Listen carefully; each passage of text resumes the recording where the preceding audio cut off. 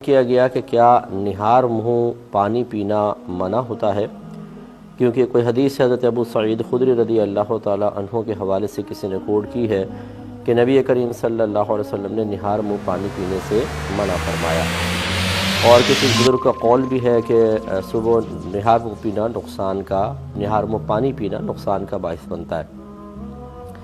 دیکھیں، جدید جو میڈیکل سائنس ہے وہ نہار منہ پانی پینے کے بہت سارے فوائد ذکر کرتی ہے،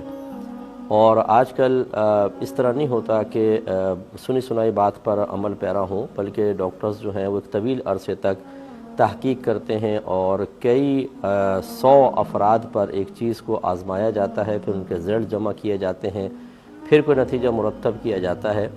اور یہ تو نہیں کہا جا سکتا کہ اس میں غلطی کے احتمالات ختم ہو جاتے ہیں۔ تو بتقاضائے بشریت بعض اوقات تحقیق کے نتائج غلط بھی نکل آتے ہیں اور وہ بعد میں چینج بھی کیے جاتے ہیں،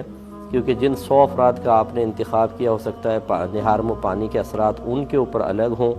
لیکن جب آپ مزید 100 کو لے لیں تو ان میں کچھ رزلٹ میں فرق آئے۔ لیکن بہرحال جو تحقیق کی گئی تو یہ پتہ چلا کہ اس کے بے شمار فوائد، نہار منہ پانی پینے کے بہت سارے فائدے سامنے آئے ہیں۔ اب یہ حدیث میں بظاہر منع کیا گیا، اور میڈیکل سائنس کہہ رہی ہے کہ اگر آپ نہار منہ پانی پئیں گے تو فائدہ ہوگا۔ اس میں لوگ ذرا تذبذب کے عالم میں آئے ہیں اور کچھ پریشانی کا اظہار بھی مجھ سے بھی کئی دفعہ کیا ہے، تو بھی یہ سوال آ گیا تو میں نے کہا چلے اس کو شامل پروگرام کر لیا جائے۔ یہ اچھی طریقے سے یاد رکھیں کہ نبی کریم صلی اللہ علیہ وسلم جب کسی بھی حدیث میں کسی چیز کو طبی نقطۂ نگاہ سے منع فرمائے یا اس کا استعمال تجویز فرمائے، دونوں چیزیں ذہن میں رکھیے گا، تو وہاں پر اگر حکم بھی موجود ہوگا تو وہ امر صرف استحباب کے لیے ہوتا ہے۔ اسی طرح اگر منع کیا گیا ہو تو سمجھ لیں اس منع پر پھر بھی آپ عمل کریں تو خلاف اولا بنے گا، یعنی ترک مستحب ہوگا۔ تو اس لیے خلاصہ کلام یہ ہے کہ جب نبی کریم صلی اللہ علیہ وسلم کسی چیز کا باقاعدہ حکم ارشاد فرمائے تو اس حکم کی مختلف شرعی حیثیتیں ہوتی ہیں۔ کبھی تو اس حکم کے اوپر عمل کرنا واجب ہوتا ہے، کبھی سنت موقدہ کے درجے میں ہوتا ہے، اور کبھی ایسا ہوتا ہے کہ فقط آپ عمل کریں تو مستحب ہے، نہیں کریں تو کوئی گناہ نہیں ہے۔ جیسے سرکار نے ارشاد فرمایا اگر سالن میں مکھی گر جائے تو اس کو ڈبو دو، پھر اس کو نکال کر پھینک دو، کیونکہ وہ اپنے اس کے ایک پر میں بیماری ہے، دوسری پر میں شفا ہے، وہ جب گرتی ہے تو بیماری والا بازو پہلے گراتی ہے، لہذا اس کو پورا ڈبو دو تاکہ شفا والا بازو اندر جا کر بیماری کو ختم کر دے، اور پھر نکال کر پھینک دو۔